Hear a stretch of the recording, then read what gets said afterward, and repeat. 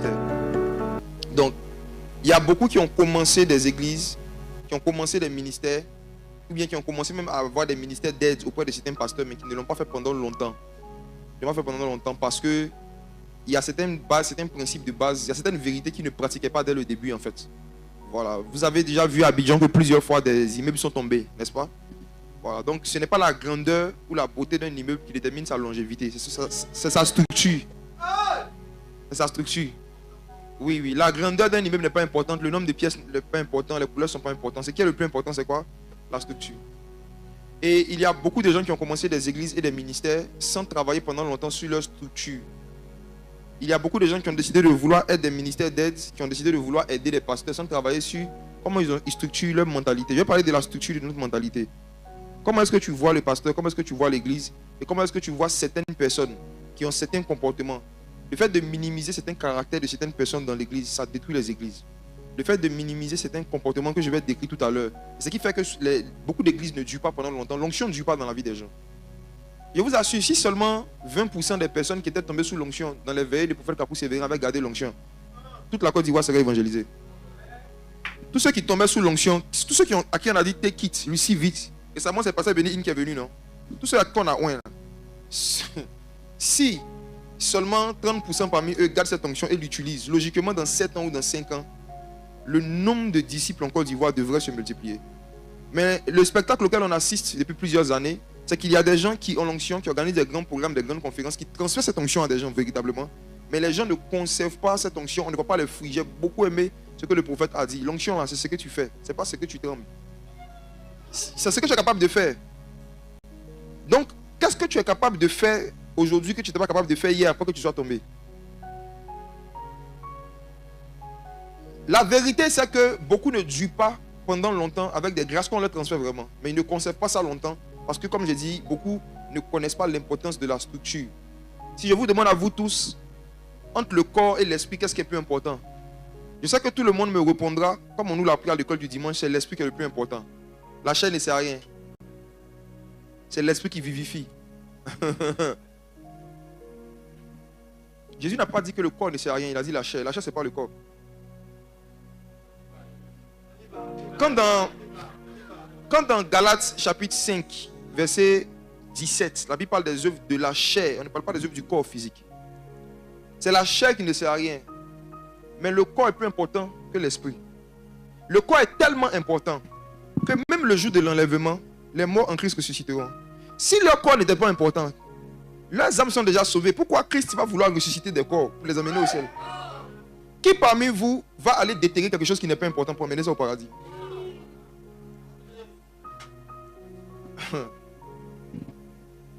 Ce qui va disparaître après l'enlèvement, c'est l'esprit. Et on aura des corps glorieux. Le corps, là, c'est la structure. Quand une femme tombe enceinte, l'enfant qui est à l'intérieur d'elle a un esprit. Dieu prend combien de temps pour former un esprit? C'est 1 seconde. Dieu souffle et les esprits sont créés. L'esprit, c'est le souffle. Job 33. Dieu crée un esprit en 1 seconde. Mais pour former un corps, c'est combien de mois dans le ventre de la femme? Comment Dieu va prendre 9 mois pour former ce qui est moins important?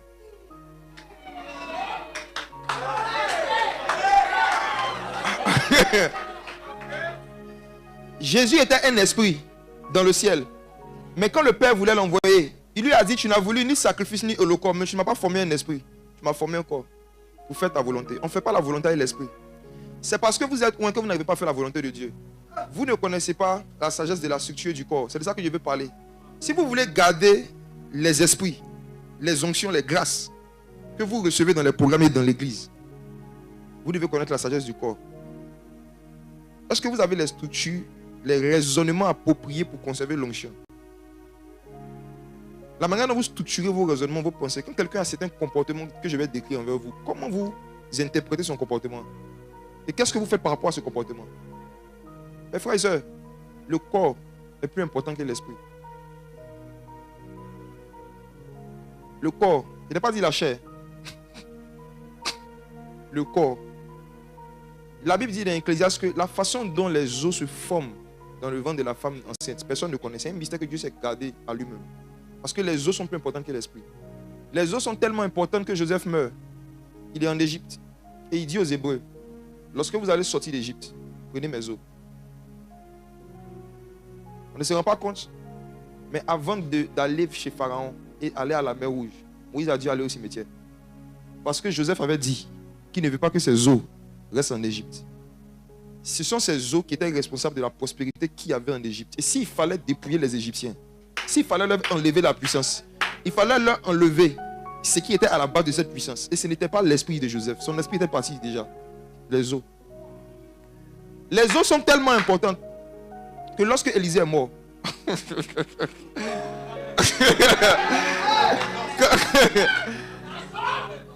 quand le prophète Élisée est mort, selon les Écritures, son esprit n'était plus là, mais ses os étaient en Israël. Et parce que ses os étaient en Israël, la Bible dit qu'un jour, les gens passaient avec un cadavre.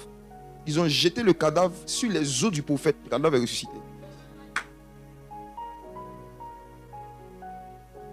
Le corps est tellement important que quand Jésus était crucifié, sa chair était percée, mais aucun de ses os n'a été brisé.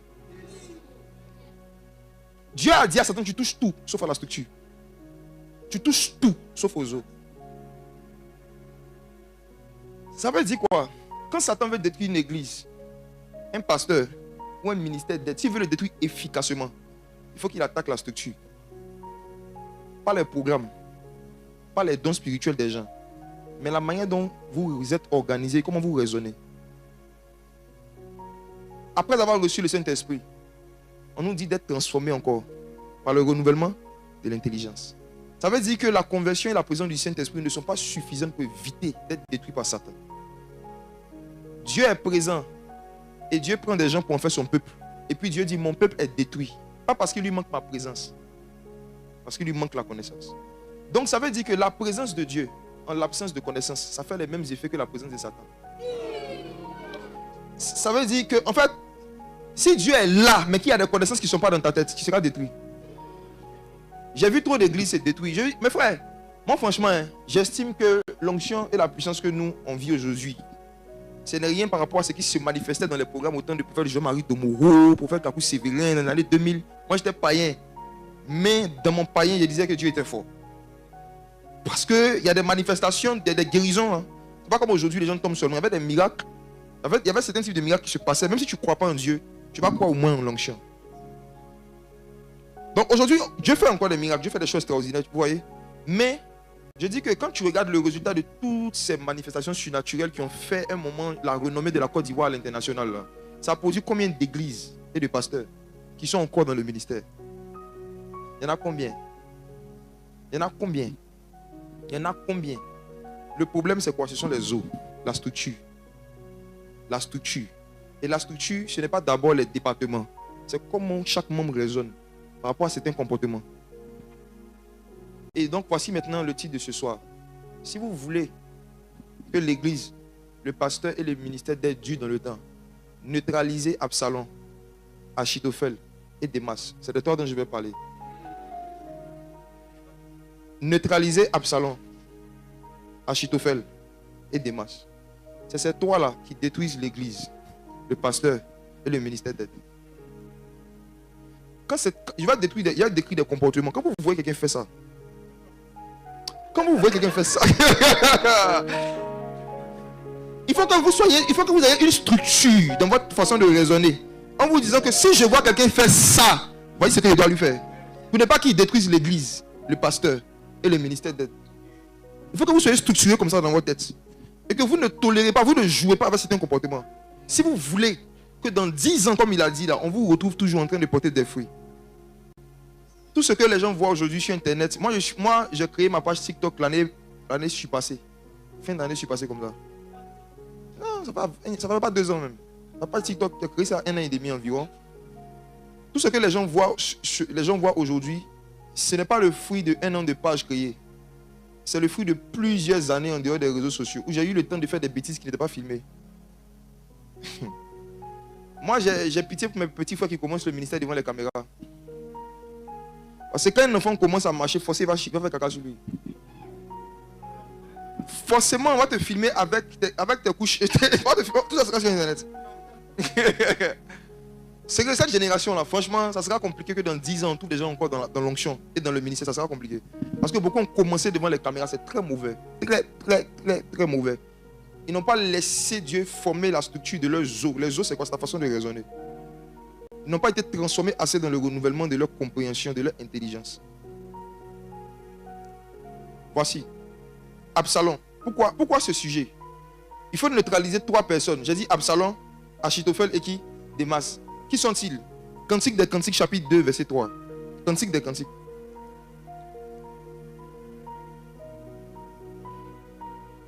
Qui t'a montré le chant? Cantique des Cantiques, chapitre 2.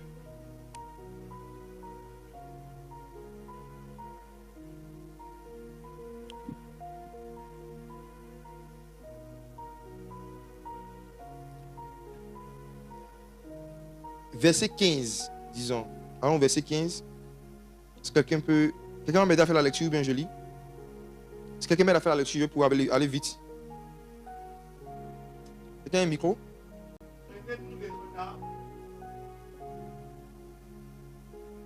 Les renards, les petits renards qui ravagent les vignes, car nos vignes sont en fleurs. Amen.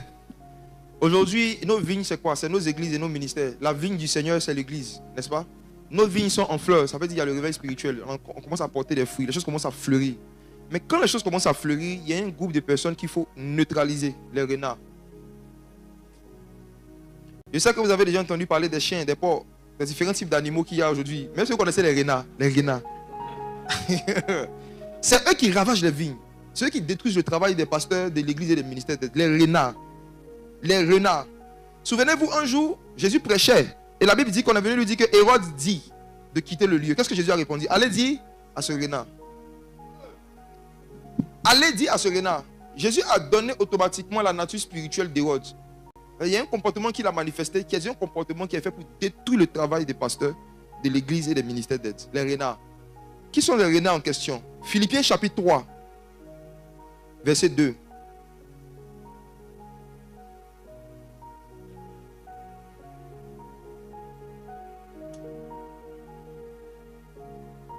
Philippiens 3, verset 2. Garde aux chiens. Prenez garde aux mauvais ouvriers. Prenez garde à la concision. Prenez garde à l'inconcision ou encore aux fausses circoncis. Les faux circoncis, les mauvais ouvriers. 2 Corinthiens chapitre 11, verset 26.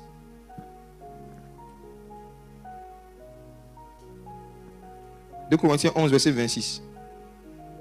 On voyage souvent dans les périls sur les fleuves, dans les périls de la part des brigands, dans les périls de la part de mes compatriotes, dans les périls de la part des nations, dans les périls à la ville, dans les périls au désert, dans les périls en mer, dans les périls parmi des faux frères. » Les périls parmi les faux frères. L'apôtre Paul ici a cité aux chrétiens de Corinthe un ensemble de choses qui mettent un pasteur en péril. Je vous recommande vraiment de lire la liste après et puis de méditer dessus. Il y a beaucoup de choses qui peuvent mettre un pasteur en péril, qui le détruit. Et la dernière des catégories de personnes, ce sont les faux frères. En péril parmi les faux frères. Toute église qui tolère les faux frères est déjà en péril. Toute église qui joue avec des faux frères est en péril. Mes frères, il faut que vous vous exerciez à reconnaître les renards, à reconnaître les faux ouvriers, à reconnaître les faux frères. Ils ont une structure. Ils ont une structure. Peu importe le pays où vous partez, ils ont une structure. Et il faut que vous aussi, vous connaissiez cette structure. Et quand vous voyez ça, vous savez à qui vous avez affaire. Il n'y a personne parmi nous qui va voir os de poulet et puis qui va dire que c'est une brebis. On reconnaît quelqu'un par ses os. On reconnaît quelqu'un par ses os. Tes os là, c'est le comportement que tu manifestes régulièrement. Il y a un comportement, quand vous voyez quelqu'un manifester régulièrement, ce n'est pas une brebis du Seigneur, c'est soit un renard, un chien. Adam dormait, quand il s'est réveillé, il n'a pas dit voici Ève, il dit celle-ci est os de mes os. On reconnaît les gens par leurs os. Frères et sœurs, voici. L'ignorance des signes évidents de reconnaissance des faux frères, de reconnaissance des renards, a fait que plusieurs chrétiens sont rentrés en cheminement avec des démons. En cherchant de l'amitié avec les gens, en cherchant la communion fraternelle, sans connaître les profils des personnes avec qui il ne faut pas avoir d'amitié, beaucoup de gens sont rentrés dans la communion fraternelle avec les démons. Jean chapitre 6, verset 70. Jean 6, verset 70.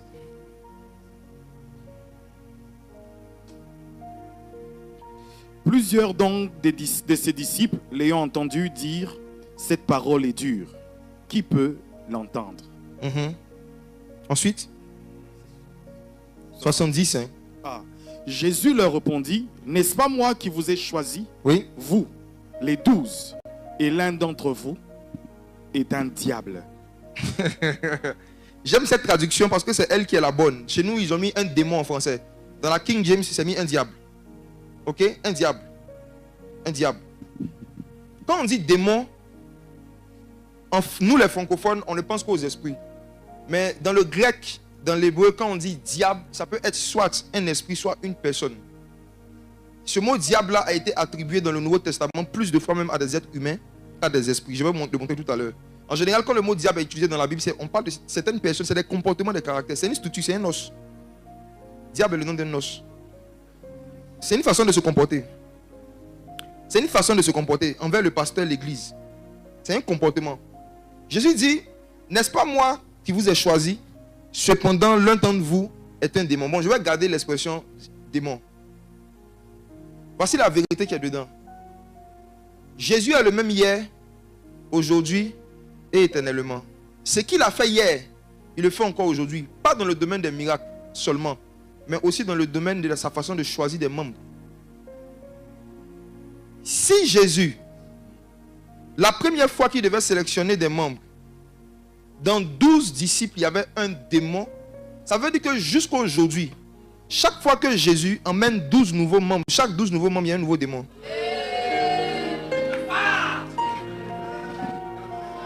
S'il y a 12 nouvelles personnes qui viennent dans l'église, dans les 12, l'un d'entre eux est un démon.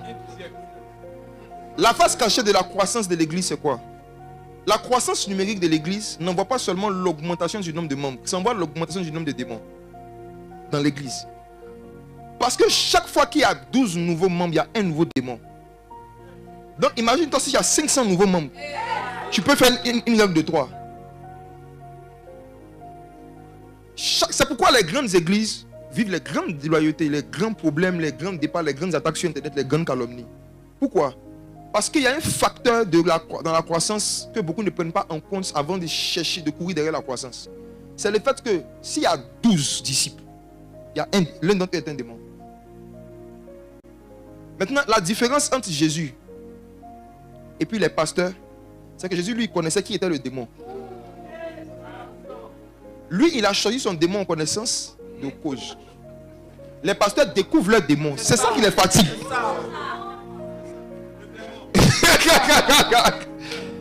Et moi, je veux vous aider à ne pas découvrir vos démons, mais à les connaître par des os.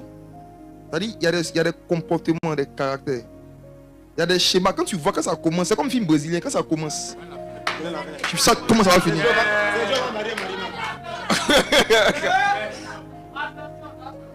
Chaque 12 nouveaux disciples, l'un d'entre eux est un démon. Gardez ça dans votre esprit.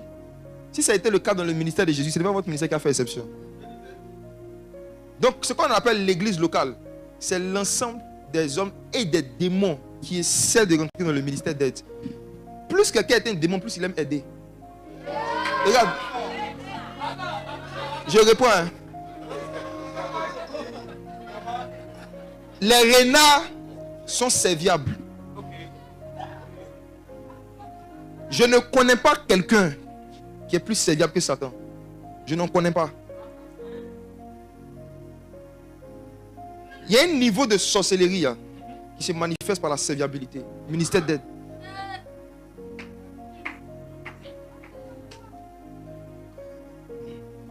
Mes frères et sœurs, Jésus a choisi 12.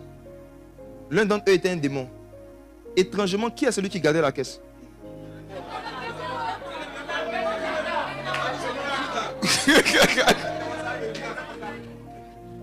Celui qui faisait ce qui ressemble beaucoup au ministère d'aide même, c'est Judas. Il aidait même. Il aidait. Il aidait. Il a tellement réussi à se faire passer pour une aide que même quand une pécheresse vient donner un parfum à Jésus, il donne des idées pour économiser, des idées pour mieux utiliser les ressources de l'église. Il dit, au lieu de gaspiller ça, on aurait pu donner aux pauvres. Tu vois, c'est quoi l'aide qu'il veut apporter aux pauvres. En fait, il s'est positionné comme celui qui aime les pauvres, qui aide les pauvres, qui a des projets pour les pauvres. Mais c'était le démon. La Bible dit que tout ce qui a été écrit pour notre instruction. Donc, je vais remonter depuis l'Ancien Testament. Et je vais vous montrer comment est-ce que le caractère que Judas manifestait n'était pas nouveau. Il y avait des gens déjà dans l'Ancien Testament qui avaient des profils similaires. C'est pourquoi Jésus pouvait dire, c'est pas moi qui vous ai choisi, mais j'ai déjà identifié, j'ai déjà neutralisé le démon. Il y a des comportements, des caractères. Quand vous allez voir ça chez quelqu'un, ne jouez pas avec si vous voulez que votre église dure. Si vous voulez que l'onction de votre pasteur puisse durer, ne jouez pas avec eux. Exemple.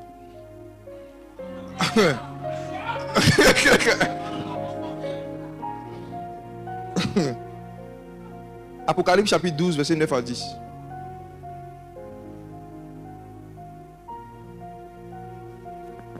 Apocalypse 12, verset 9 à 10. Apocalypse 12, 9 à 10. Et le grand dragon fut précipité, le serpent ancien, celui qui est appelé Diable et Satan. Il est appelé comment? Diable et Satan. Vous avez vu qu'il a deux noms. Hein? Il y a Diable, puis il y a Satan. Lui seul. Celui qui séduit la terre habitée tout entière. Il fut précipité sur la terre et ses anges furent précipités avec lui. Étudions le mot diable. Vous savez, le mot qui était traduit par diable, c'est diabolos. Et diabolos ne signifie pas Satan. C'est pourquoi le verset dit que le serpent ancien est diable et Satan. C'est deux mots différents. Le diable, ce n'est pas toujours Satan. Hein. Souvent, c'est un frère. Oui. Tu peux être diable et frère. Tu peux être diable et sœur. Le dragon, lui, il est diable et Satan. C'est deux fonctions. Tu peux être diable et pasteur. Diable et assistant. Diable et chauffeur. Moi, j'ai déjà eu un diable et chauffeur. J'ai déjà eu. tu peux être diable et servante. J'ai déjà eu servante sorcière.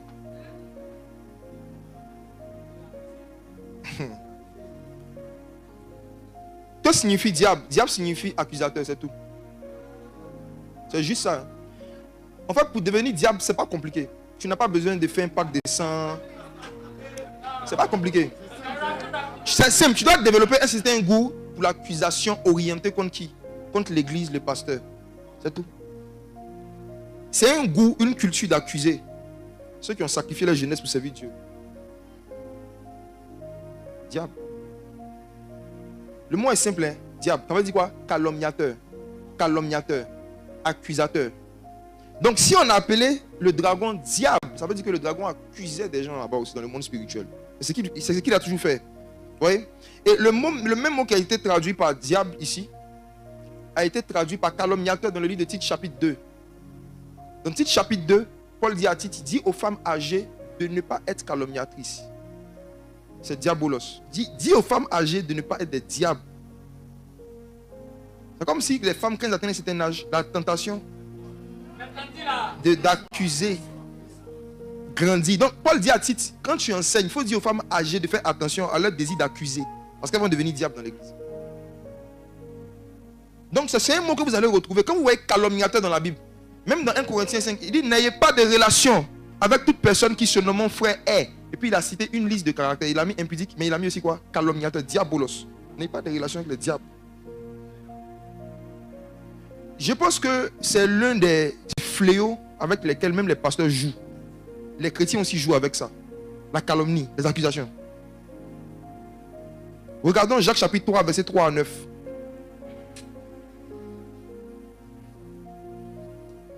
En fait, ce sont des réalités que j'ai à cœur de partager avec vous pour que dorénavant, dans votre structure, dans votre pensée, quand vous allez voir quelqu'un faire ça, vous n'allez plus banaliser ça. Vous n'allez pas minimiser. Voici, nous mettons les morses de chevaux dans leur bouche pour qu'ils nous obéissent et nous dirigeons ça et là leur corps tout entier. Ok. Voici les navires aussi, qui sont si grands et qui sont poussés par des vents violents, sont dirigés ça et là par un très petit gouvernail, ou que ce soit que le veuille l'impulsion de celui qui les gouverne. Ainsi aussi la langue est un petit membre. Un petit membre. Et elle se vante des grandes choses. Voici un petit feu. Quelle grande forêt allume-t-il? On va s'arrêter là. Jacques parle de la langue. Il dit que la langue est un membre. C'est un membre, un petit membre qui peut détruire une grande forêt. Il dit la langue, c'est un petit membre qui peut détruire une grande forêt. Mais frère, la forêt c'est quoi? La forêt c'est l'association des arbres. C'est un lieu où beaucoup d'arbres sont rassemblés. Somme chapitre 1. Celui qui médite la parole de Dieu jour et nuit, il est comme un arbre. La forêt c'est l'église. Le lieu où se réunissent les arbres. Un petit membre peut détruire une grande église. La langue. Une petite fausse information peut détruire une grande église. Il dit la langue est un petit feu. La langue, c'est un petit feu qui peut détruire une grande forêt. Donc, les gens qui ont l'habitude de minimiser les petits feux, quand le feu commence, les gens qui ont l'habitude de dire, oh, ce n'est que du feu. Au moment où ils ouvrent leurs yeux, tous ceux qu'ils ont bâti est parti en fumée. Jacques a décrit ici comment est-ce que le dragon ancien, le serpent ancien, celui qui est appelé le diable et Satan, comment est-ce qu'il travaille dans l'église? C'est par les langues de ceux qui aiment mettre leur bouche dans tout. Il dit que quand quelqu'un veut diriger un cheval, le cheval est balèze, il est grand. Pour le dompter, il faut juste mettre quelque chose au niveau de sa langue. C'est ce qu'il a dit. Quand quelqu'un veut diriger un bateau, le bateau est trop grand. Il faut juste chercher le gouvernail. C'est comme le volant d'une voiture. Celui qui a attrapé le volant, c'est lui qui dirige. Mes frères et sœurs, être conduit par l'esprit, ce n'est pas le fait de sentir des choses et puis de les faire. On reconnaît quelqu'un qui est conduit par l'esprit en fonction de ce qu'il fait avec sa langue. On reconnaît l'esprit qui conduit quelqu'un en fonction de ce que la personne fait avec sa langue, parce que c'est la langue qui est le volant de la vie. C'est la langue qui est le volant. Donc, même la direction que la vie de quelqu'un va prendre, ça dépend des sujets dans lesquels la personne met sa bouche. En fait, les sujets dans lesquels tu mets ta langue, c'est dedans que tu vas mettre ton âme.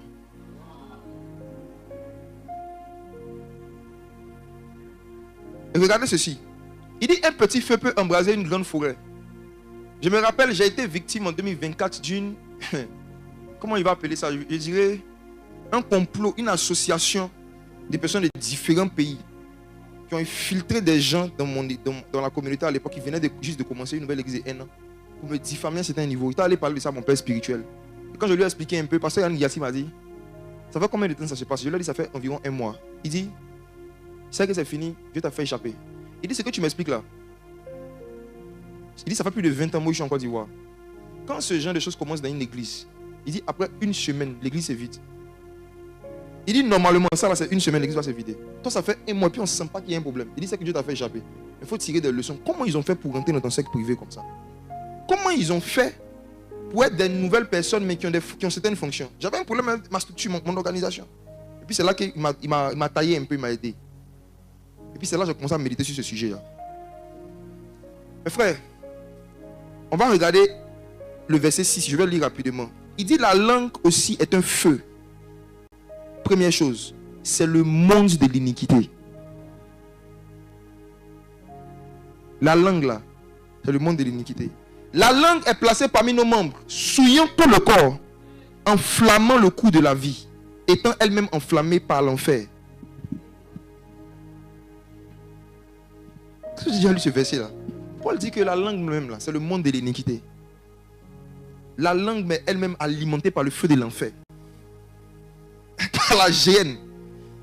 Et la langue peut enflammer le cou de la vie. Enflammer le cou de la vie, ça veut dire quoi? On était là, tout était calme, on s'aimait, on faisait l'œuvre de Dieu. Et puis un coup, quelqu'un balance une information sur quelqu'un. Et puis la vie chauffe. Et puis ça chauffe. Il dit, tout est calme.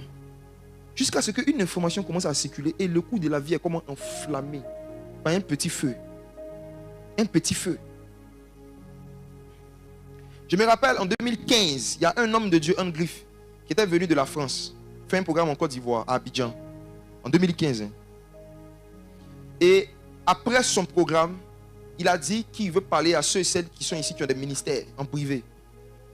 Non, moi je ne le connaissais pas, je venais de le découvrir. On est parti à l'époque et il nous dit que vraiment, il s'apprête à faire une émission sur le pasteur Marcelo Tounassi, que le pasteur, avec l'apôtre Ivan Castanou. À l'époque, moi je suivais beaucoup le pasteur Marcelo. Beaucoup. Mais l'apôtre Ivan Castanou, pas trop. Il dit qu'il va faire une émission bientôt sur eux parce que c'est des agresseurs sexuels. Un homme de Dieu qui est venu de la France, histoire vraie. Il nous dit ça en privé dans une maison, dans une villa. Qu'ils sont des agresseurs sexuels, que l'apôtre Ivan Castanou aurait violé telle fille, pasteur Marcelo. Quand Jésus dit, Si quelqu'un n'a jamais péché, celui qui est sans péché qui jette la pierre. La Bible dit que Jésus se retrouva seul avec la femme. Et puis il lui demandait, femme, où sont ceux qui t'accusaient? Elle dit, ils sont partis. Est-ce que les apôtres étaient là? Les pharisiens, les diabolos, les fils du serpent, les fils du dragon sont venus donner une information.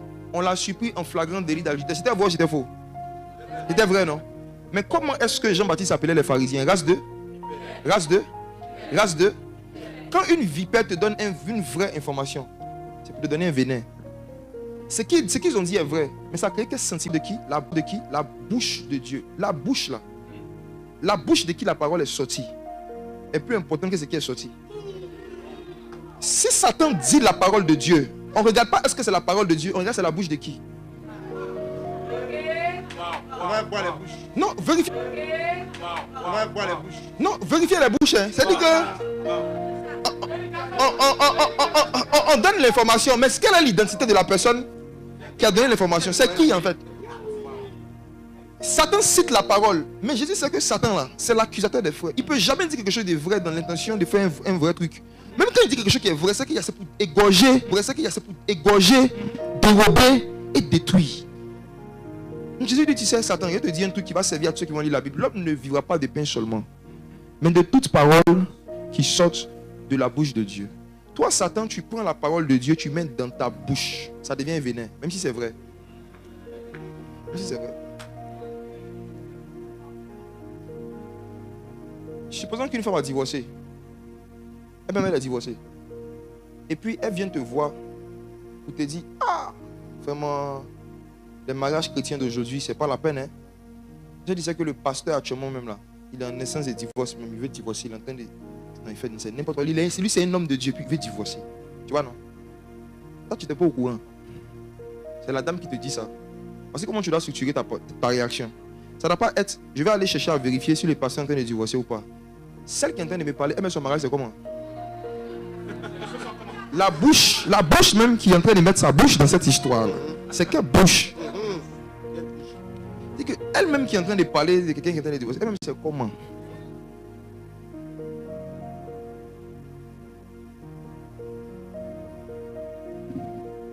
La race des vipères, la race des serpents, les diabolos peuvent donner des informations fausses, parfois des informations vraies. Mais c'est toujours la même intention, c'est pour détruire. C'est pour t'enlever ta faculté d'honorer la personne. C'est pour tuer l'honneur en toi. C'est pour tuer l'amour. Quand il finit de te parler, tu commences à haïr la personne. Ce n'est pas le fruit de l'esprit. La parole de Dieu juge les sentiments. Quel sentiment t'anime quand la personne finit de te parler? C'est quoi le sentiment qui t'anime? C'est quoi le sentiment qui t'anime?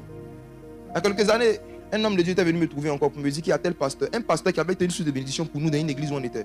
Que tel pasteur aurait violé une telle fille. Et lui, il avait une émission sur la radio. On était à la radio en question ensemble. C'était une radio populaire, je n'ai pas dit le nom. J'étais à la radio avec lui. On était à quelques minutes de commencer l'émission. Dans l'année 2016. Et puis il m'a dit que tout à l'heure là, pendant le direct, il va dénoncer ce pasteur. C'est un pasteur qui est connu à Abidjan. Moi, je ne sais pas si c'est vrai, mais si c'est faux. Mais je suis parti sur un principe. Je lui ai dit, bon, je suppose que tu as des preuves de ce que je dis. Oui, il a des preuves. Il dit, ok. Je lui ai dit, mais je te pose une question. Tout à l'heure, si tu fais l'émission, que tu dis ça sur la radio nationale, quand tu vas finir, ça va annuler le viol. En fait, est-ce que le fait d'en parler publiquement, ça va effacer ce qui s'est passé? Non. En fait, je lui ai dit, est-ce que tu sais que la fille du pasteur en question, là, c'est ma camarade, c'est mon amie. Comment elle va se sentir si tu parles de son papa comme ça sur la radio? Elle va apprendre ça sur la radio comme tout le monde. Sa propre femme n'est pas au courant. Sa femme ne va pas apprendre ça. Ses enfants vont apprendre ça. Je lui ai dit, je pense que tu dois chercher à contacter le pasteur. Tu vas parler avec lui. Mais les serpents n'aiment pas Matthieu 18. Si ton frère a péché, il faut le voir toi et lui seul. Le serpent va te dire non, s'il a péché, il faut l'exposer. Sinon, on va parler avec lui. Parce que son intention, ce n'est pas de sauver, c'est de détruire. C'est-à-dire, il va prendre l'information là. Pas pour détruire seulement la personne qui est touchée, mais il veut détruire le maximum d'âmes avec. Donc, ce n'est pas pour aller sauver quelqu'un qu'on va aller parler ça. Hein. C'est juste pour salir. Je lui ai dit que s'il fait ça, moi je ne viens plus jamais là dans cette radio. Il ne va pas être associé à ça. Vous voyez ce monsieur là, un jour, quand il était en 3e, il lui a rappelé, il a fait telle chose pour moi. Donc franchement, si toi tu veux faire ça, tu fais ça seul, pas avec moi. Mes frères et sœurs, voici maintenant comment vous allez les reconnaître.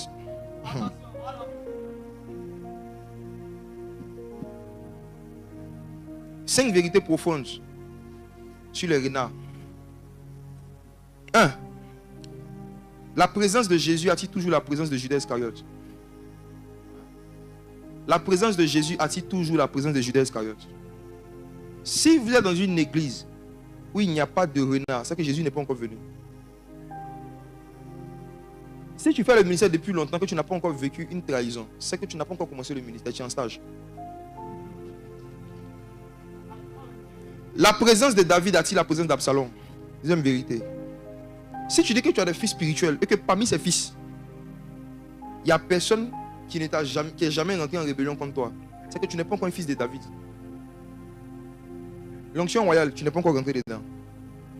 Si Dieu même qui a créé les anges a été trahi par son fils Lucifer, celui qui n'a pas encore connu la trahison de la part de son propre fils n'a pas encore atteint la divinité.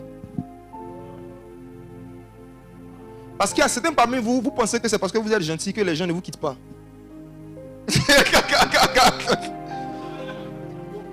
Il y a des gens qui se mettent au-dessus du message sur la loyauté et la déloyauté parce qu'eux ils disent dans leur ministère, dans leur église, tout ce que vous dites là, ils n'ont pas connu ça. C'est normal que tu n'as pas connu ça.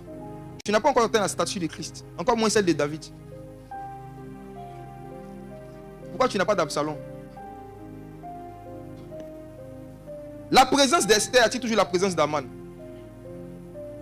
Chaque fois qu'il y a une femme qui est en train de se consacrer, il y a toujours un homme qui aura envie de la massacrer. Chaque fois qu'il y a une Esther quelque part, c'est qu'il y a un Aman quelque part. Donc vous les femmes qui aimez jeûner et prier et qui pensez que vous n'avez pas d'ennemis, prenez le temps, vivez encore, vivez longtemps. La présence d'un apôtre Pierre va toujours attirer la présence d'un Ananias et d'une Saphira. La présence d'un Moïse va toujours attirer la présence de Myriam. La présence d'un apôtre Paul va toujours attirer la présence d'un Alexandre, le forgeron. Il y a des personnes avec qui il ne faut jamais avoir d'amitié dans l'église, de peur d'être utilisé puissamment par le dragon. Il y a des caractères qu'il ne faut jamais mettre sous le dos simplement d'un temps de faiblesse, de peur de devenir toi le petit membre qui va embraser la grande forêt. Premier, Absalom. 2 Samuel chapitre 15, verset 1 à 6. Je vais lire tout le passage. 2 Samuel 15, verset 1 à 6. Si on peut lire ça dans la 8 secondes. 2 Samuel chapitre 15.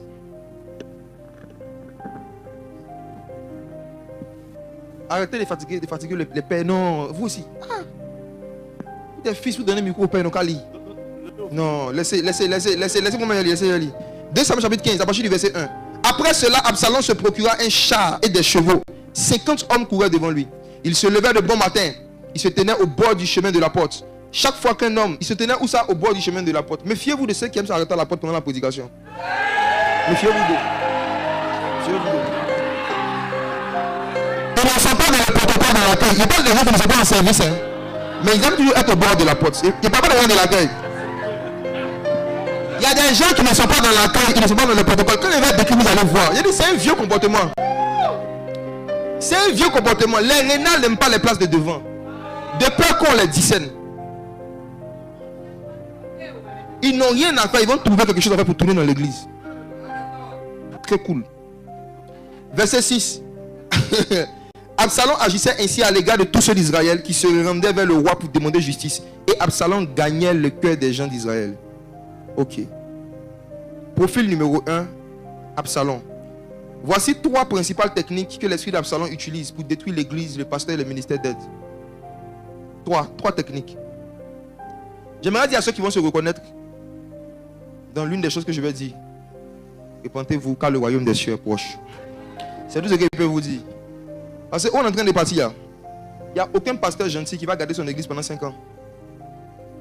Tous ceux qui vont manifester de la mollesse ou de la compréhension envers ce genre d'attitude dans leurs églises, au moment où ils vont se ouvrir les yeux. J'ai dit, c'est quand un incendie ne commence jamais par une grande flamme.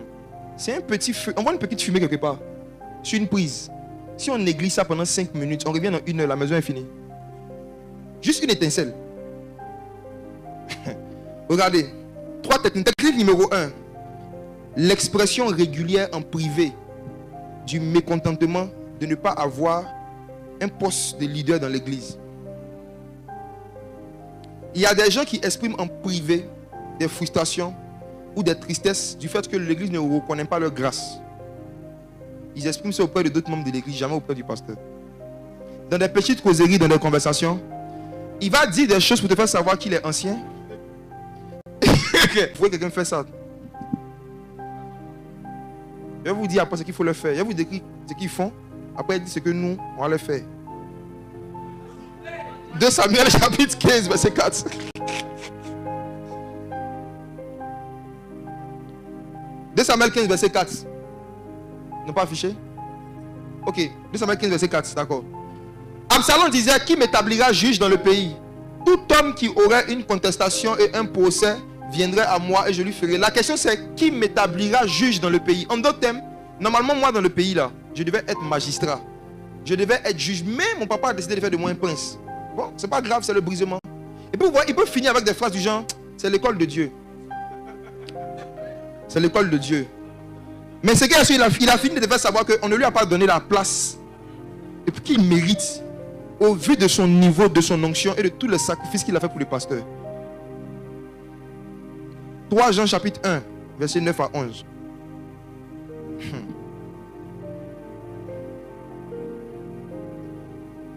3 Jean chapitre 1, verset 9 à 11. Je lis. Des milliers d'années après, des centaines d'années après plutôt, dans le Nouveau Testament, regardez ce que Jean dit.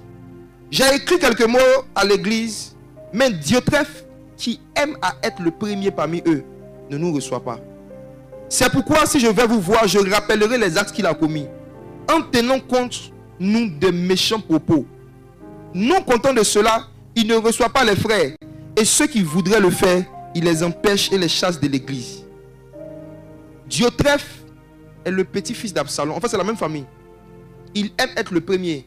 Absalom voulait être le premier, mais on ne lui avait pas donné la place de premier. Et il a exprimé ça. Il a parti lui-même créer sa place. Il a créé un groupe où c'est lui qui est juge, là, qui est le leader.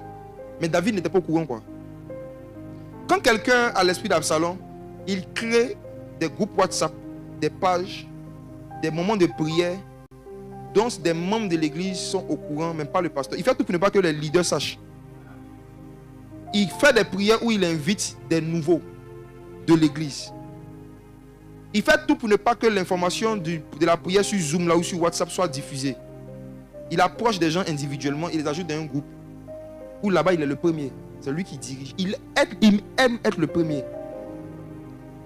Est-ce que quelques-uns parmi vous ne sont pas membres actuellement de certains groupes WhatsApp qui ne sont pas les groupes WhatsApp ordinaires de l'église, mais qui ont été créés par quelqu'un de l'église qui vous a dit qu'il ne faut pas dire ça à l'église?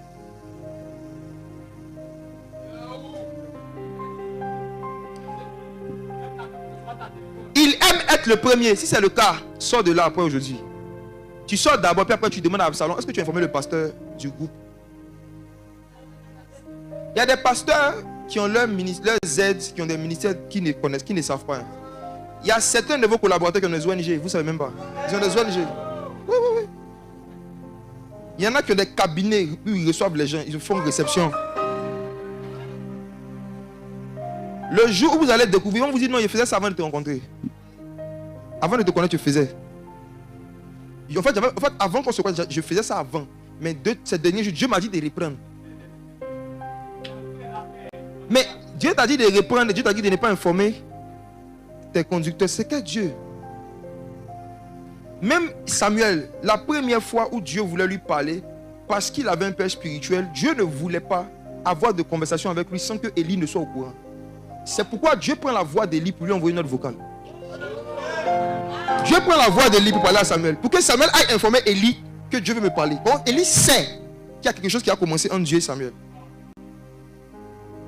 Maintenant, toi, tu dis que toi, tu es venu aider le pasteur. C'est quelle aide où tu as envie de cacher quelque chose que tu fais pour Dieu?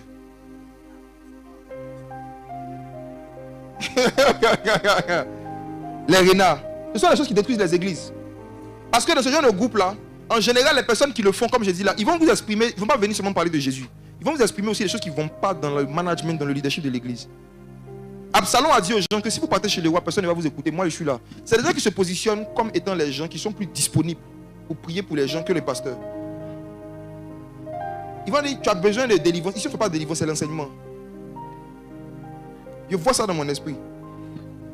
Il y a quelqu'un ici à qui un pasteur a dit que, en fait, ce que vous faites, c'est bien. Mais tu sais, il y a des réalités spirituelles, il y a des liens de famille. Mais chez vous, là, c'est l'enseignement seulement, l'enseignement. Ce n'est pas mauvais. Mais tu as besoin de délivrance. Et moi, j'organise des temps de délivrance. Le jour où le Seigneur Jésus-Christ voulait délivrer le fou de Gadara, il n'a pas fait ça dans une chambre privée, il a fait ça en public. C'est quelle délivrance on veut faire et puis on se cache par les faire.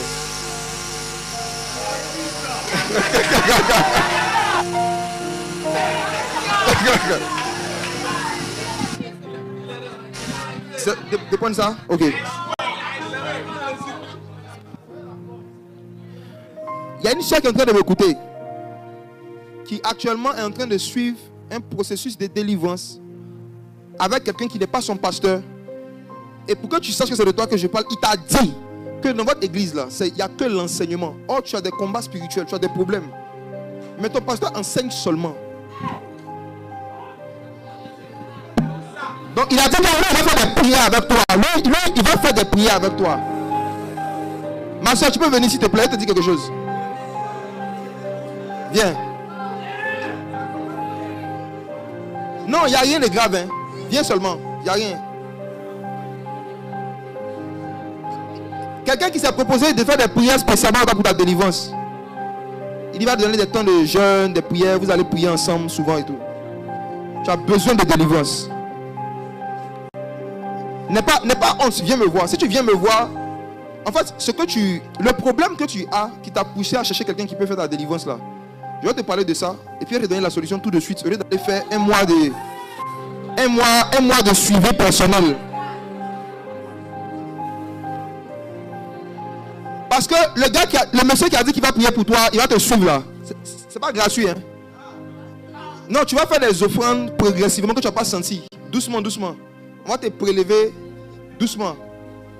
On va te parler de actions à faire, actions à poser, offrandes de tel. Ça n'a pas encore commencé, mais il va arriver là-bas bientôt. Avant la fin du programme, si tu veux que le Seigneur te délivre aujourd'hui, pas en un mois, viens. Mais je parle à tout le monde. Faites attention à cela. Absalom, on dit qu'il voulait juste gagner le cœur du peuple. C'est-à-dire qu'il voulait attirer leur attention sur ce qui n'allait pas chez David. Et puis il a créé lui une solution. Il parle d'un problème, puis il propose lui-même la solution. Je suis là, je suis juge. Si vous avez besoin d'un problème, venez me voir. David ne va pas vous écouter. Il a dit, David ne va pas vous écouter. Il était très clair dessus. David ne va jamais vous écouter. Technique numéro 2. J'insiste. Pas besoin d'aller vers David quand tu as un besoin. Absalom est là pour toi. Ce sont des coupeurs de route spirituelle. Des gens qui empêchent les membres d'aller voir le pasteur. Des gens qui empêchent les membres d'aller voir le pasteur. Ils se positionnent comme étant, parle-moi. Absalom empêchait, on dit qu'il se mettait à la porte. Ça veut dire tous ceux qui veulent aller voir David là. Il était un coupeur de route. Il s'arrête, il regarde comme ça. Toi, tu vas où? Tu vas où? Tu vas où? Les protocoles, j'aimerais vous dire quelque chose. Votre rôle, ce n'est pas d'empêcher les gens de parler au pasteur. C'est pas votre rôle.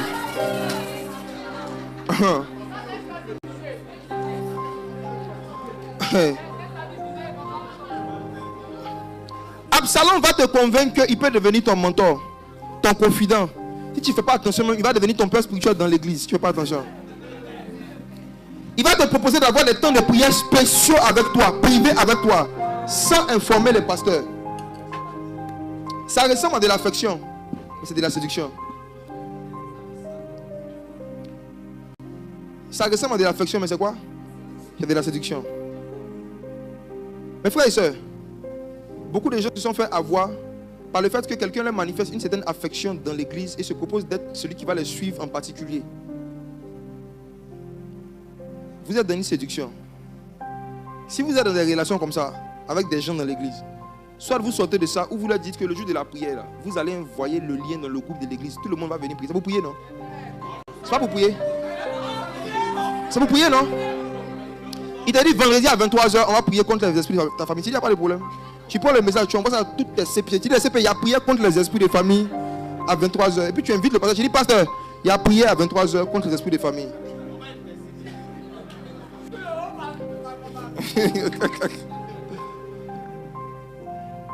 Troisième technique d'Absalom, c'est le recrutement secret dans le groupe d'amis. Où les sujets de conversation, c'est sur la vie des gens mariés,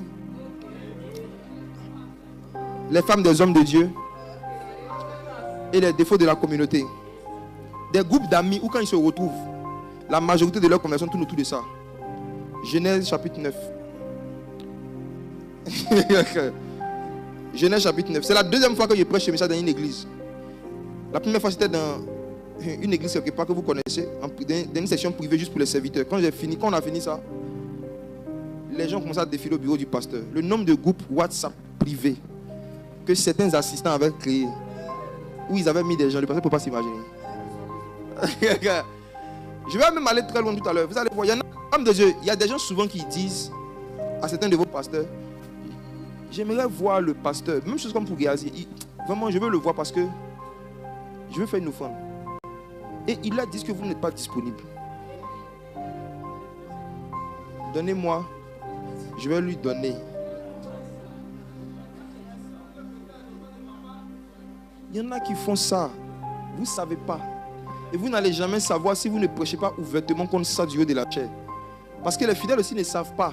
Pour eux, c'est normal.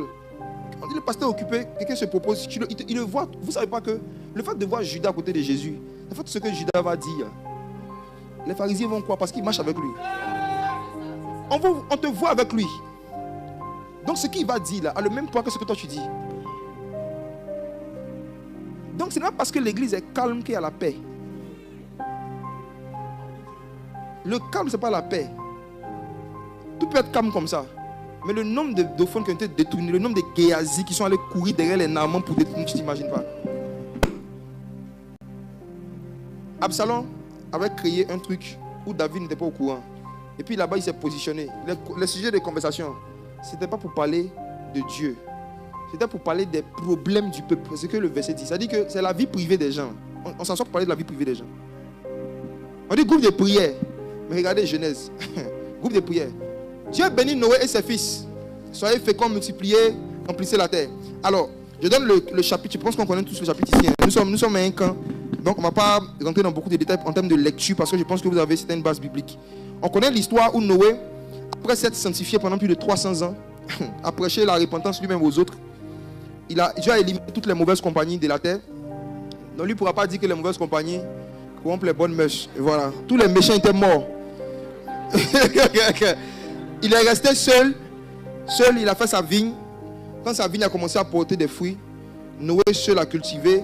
Noé seul a bu le fruit de sa vigne.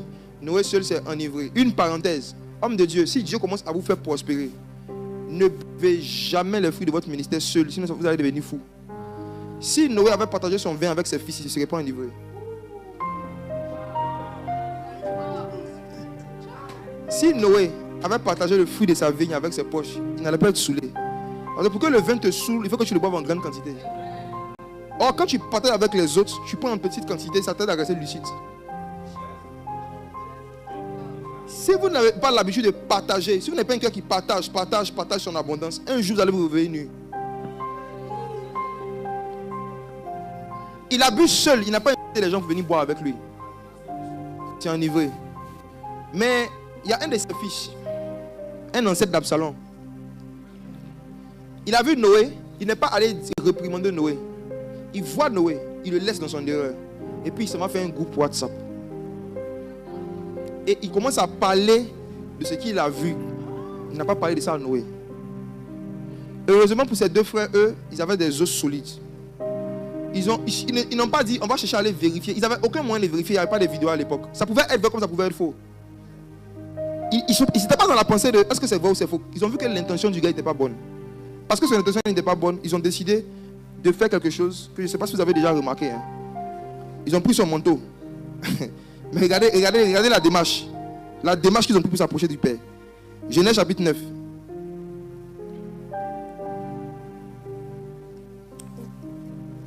À partir du verset... Non, je cherche la partie de Cham. Pas le verset 3. 23. Ok. Regardez le verset 23. Alors Sem et Japheth prirent le manteau, mis sur leurs épaules, et marchaient les deux à reculons. Ils couvrirent la nudité de leur père. Comme leur visage était détourné, ils ne vit pas la nudité de leur père. Ok. Mes frères, qui a un pagne ici? Je vais vous montrer quelque chose. Il n'y a pas un pagne? Les gens de l'accueil, vous n'avez pas de pagne. Ou bien ça, voilà. Regardez ceci. Normalement, pour soulever ça, est-ce qu'on a besoin de deux? Est-ce qu'il faut deux personnes pour soulever un drap, même un manteau? Est-ce qu'il faut deux personnes? À partir du moment où il faut deux personnes pour soulever un objet, c'est que l'objet est comment? C'était le manteau de qui? De Noé. Il fallait deux personnes, deux fils pour soulever le manteau d'un père.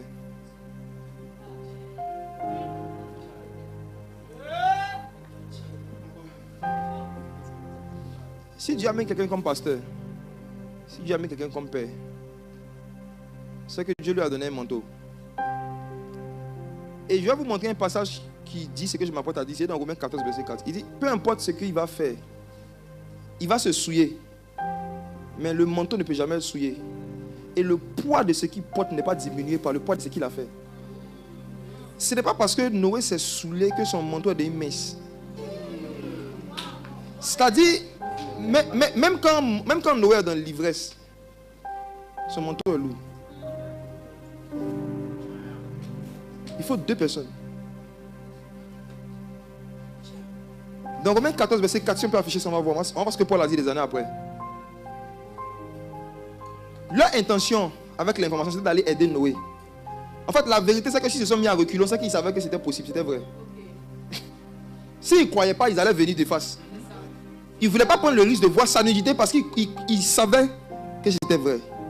Mais le cœur qu'ils ont manifesté, c'était d'aller régler le problème. Or, le petit, lui, il allait juste parler du problème. Celui qui parle d'un problème qui touche à la vie privée, de quelqu'un qui est plus loin que lui, sans donner de solution, télécharge une malédiction. On n'est pas dans si c'est vrai ou si c'est faux. Hein. Tu en as parlé dans quelle intention? Est-ce que c'était dans l'intention d'aider? Ou bien c'était juste dans l'intention de diffuser l'information? Tu es maudit. Cham n'a pas été maudit par Noé. Noé a maudit Canaan.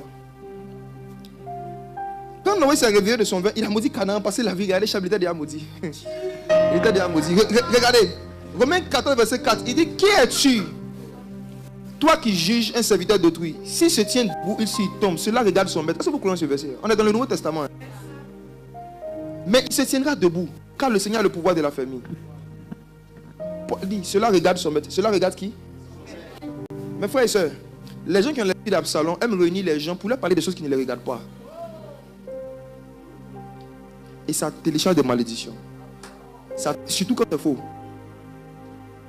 Si c'est vrai que Noé est saoulé, Cham sera quand même maudit. Si c'est faux qu'il n'est pas saoulé, il aura la double portion de la malédiction. Donc, qui veut prendre le risque d'aller vérifier? Si c'est vous. Il y a des malédictions qui se téléchargent seules. C'est un bouton, tu appuies, puis ça vient dans ta vie. Le père n'a pas besoin de savoir. Il y avait une loi qui existait déjà qui disait que celui qui voit la nudité de son père, là, il est maudit. Donc le fait que Cham est allé regarder consciemment la nudité de son papa, il était déjà maudit. Donc quand Noé se réveille, il n'a pas besoin de le maudire, il est déjà maudit. Il cherche, Noé veut faire quelque chose qui lui fait mal. Donc il regarde qui n'est pas encore maudit, c'était Canaan. Mais Canaan n'est pas vu. Donc écoutez-moi, vous qui êtes dans le groupe WhatsApp, on parle des choses qui ne vous regardent pas, qui ne regardent pas votre vie. Demandez aux gens qui sont en train de vous parler, c'est quoi le but? C'est pour prier? Pourquoi tu viens nous informer de tout ça? C'est pour faire quoi? Je veux savoir c'est quoi l'intention. C'est quoi l'intention? C'est pour faire quoi? Si vous ne raisonnez pas comme ça, des gens vont partager leur malédiction avec vous. Comment tu fais pour savoir que tu es maudit? Quelqu'un qui est maudit, ce n'est pas quelqu'un qui est